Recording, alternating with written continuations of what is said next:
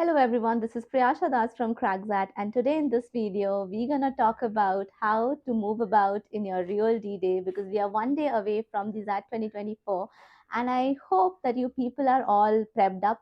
Some of you must be anxious, some of you must be calm, but whatsoever it is, I'm not only here to wish you all the very best, but with this I'm gonna talk about few things out of my own experience which I would like to share with you people. Don't worry, I'll not talk about taking the admit card and the identity proof with it.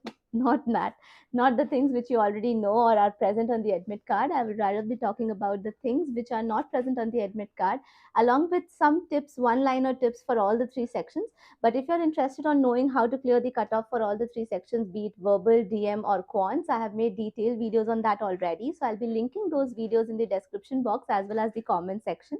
You can go and check it out there. I've also recently made a video on how to divide the time in the examination. So you can also check out that video as well in detail.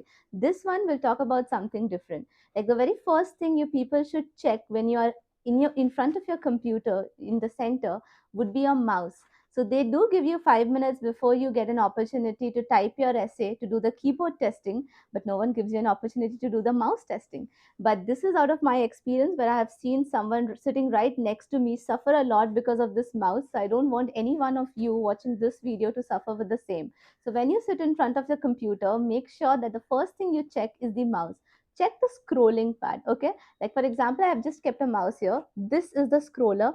Make sure you check the scroller completely because the long RCs and the DI would definitely be, longer, so you have to scroll up and down. So make sure that you use the scroller appropriately. Also, some old mouses don't click in the very first go, so you cannot right click, but then check the left click and see if you can click appropriately. This is going to help you people a lot because if you are in a bad situation then and there, you can just get it changed. Okay, you can just ask the invigilator before the exam, but if you ask it during the exam, it will be a fuss not only for you but for them as well. So try to check your mouse beforehand. The second thing which you want to know is this is something which people were asking me since it's not mentioned in the admit card. Please do carry your own pen. One single pen, ballpoint pen would be enough. Okay. Also, for the water bottle, you can carry any transparent water bottle which does not have a cover over it. Okay. So it will be completely fine. Though if you are not a thirsty crow, then definitely you can avoid carrying water bottles also because they do keep water bottles in the centers, provided they might or might not allow you to carry that from the common area to back to your own desk. So they may ask you to come, drink, and then go.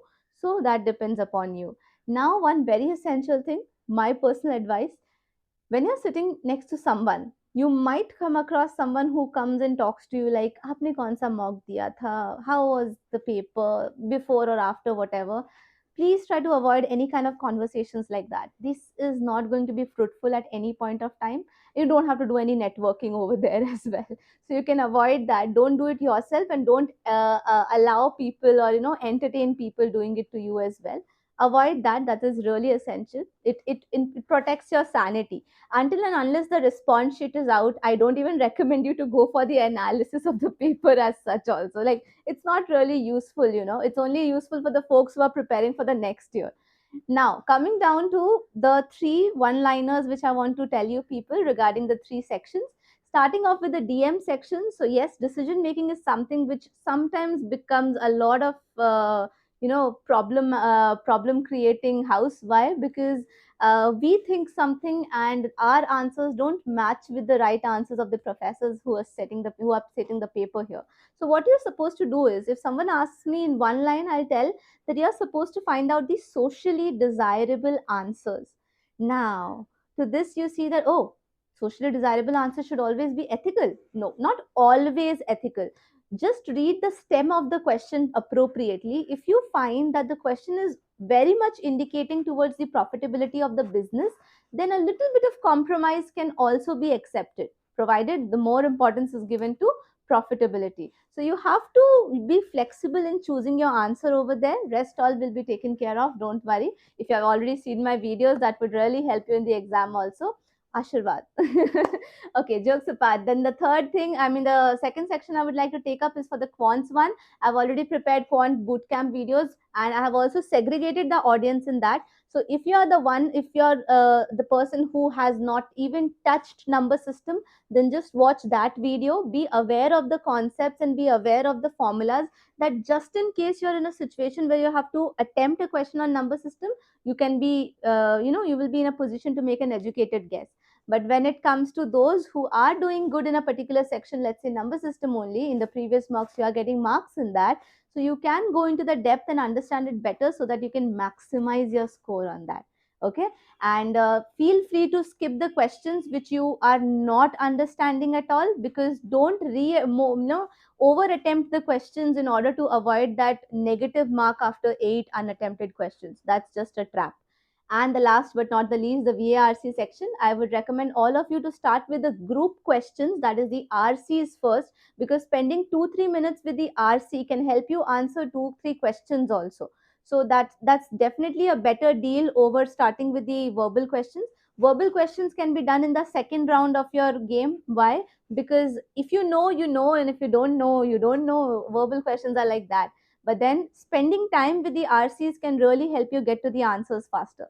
So with this, I come to the end of this video, wishing all you people a very, very, very, very, very calm and nice exam. Yes, because you have to stay calm. If you really want to become a leader tomorrow, you have to get this inbuilt, that whatever the situations are at that point of time, you're able to manage it well. And that's how you become a good manager, isn't it?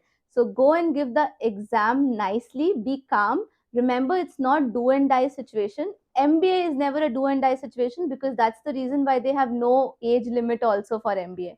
So don't worry about that. Whatever it happens will happen for your own good. So you have done a lot of hard work for all these days, and things will go in your favor. Don't worry. All the very best to all of you. Please take care and give the exam nicely, and love you all. Just do your exam nicely, and I'm always there to help you people. Take care, everyone. Thank you so much.